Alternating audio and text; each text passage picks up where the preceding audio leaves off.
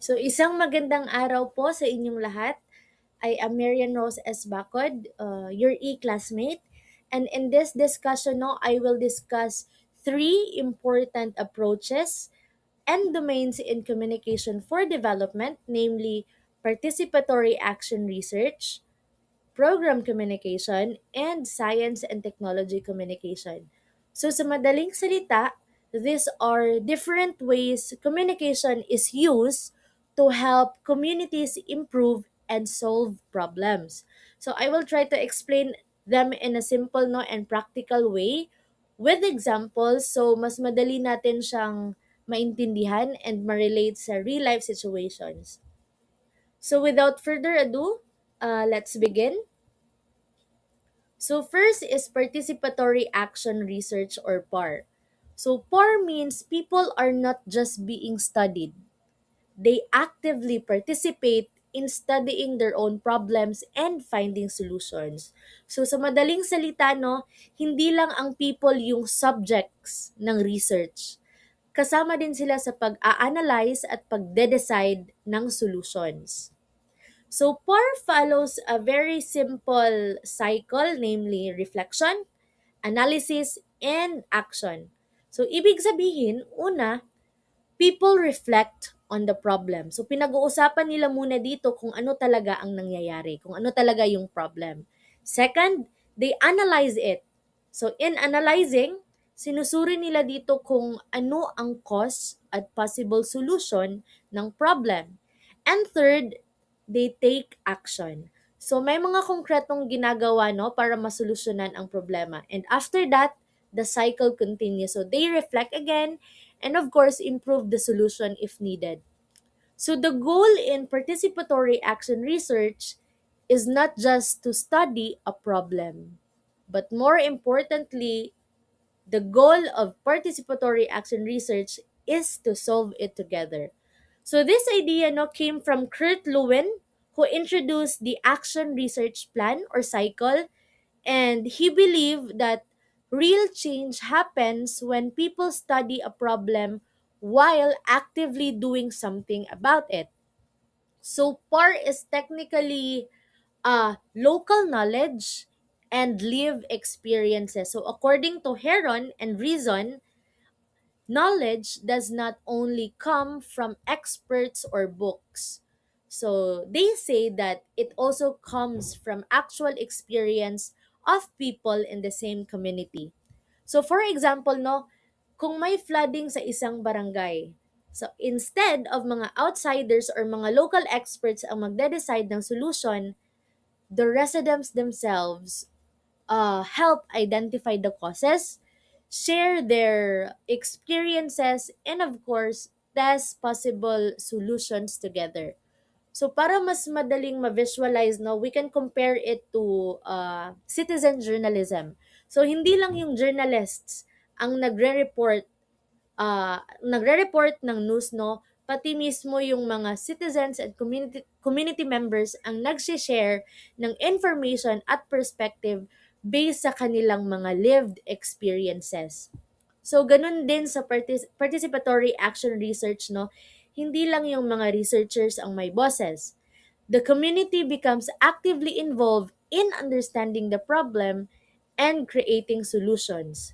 So that is Parno. It's collaborative, inclusive, and of course empowering because the people are not just the participants.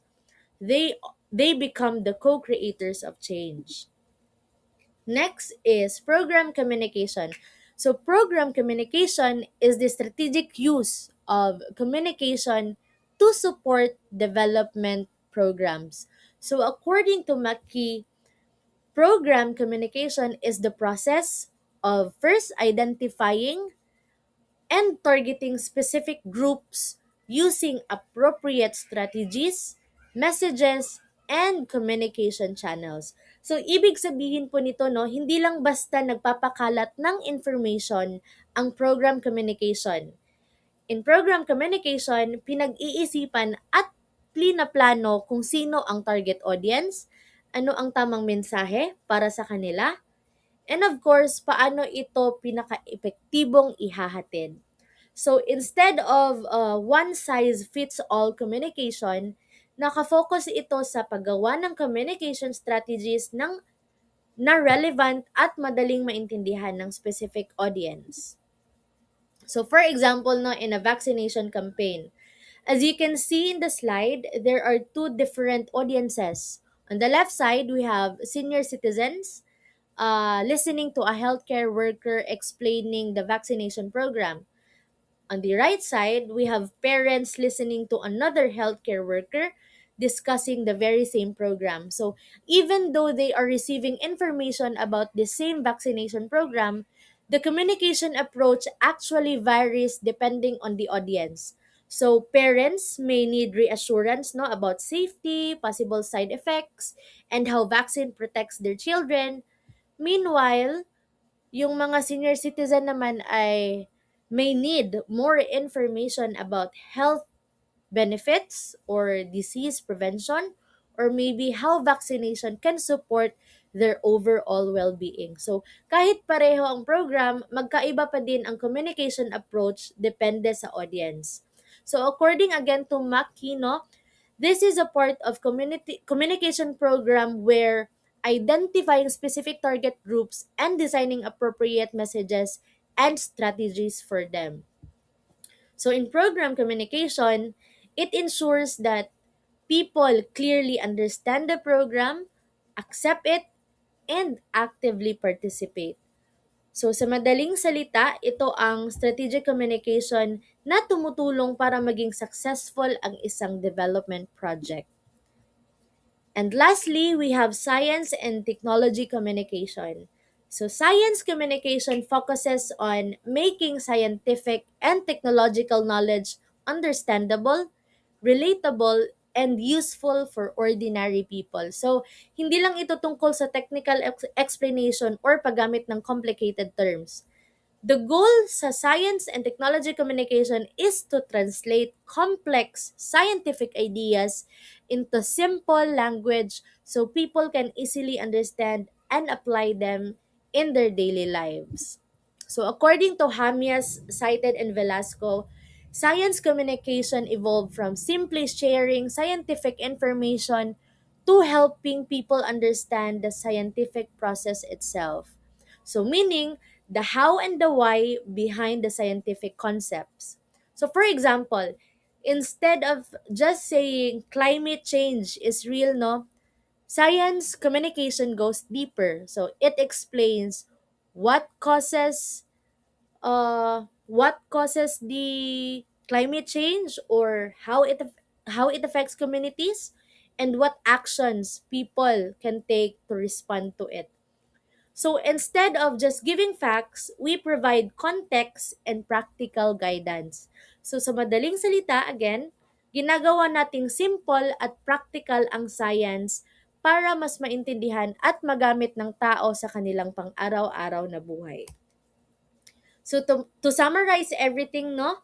Participatory action research is about involving people directly in studying and solving their own problems, while program communication is about planning communication strategically to make development programs effective.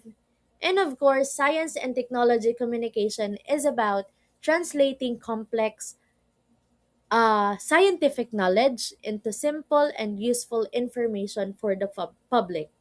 So, lahat sila ay gumagamit ng communication, but they apply it in different ways for development. So, that's it for my presentation. I hope you learned a thing or two. Maayong gabi sa tanan.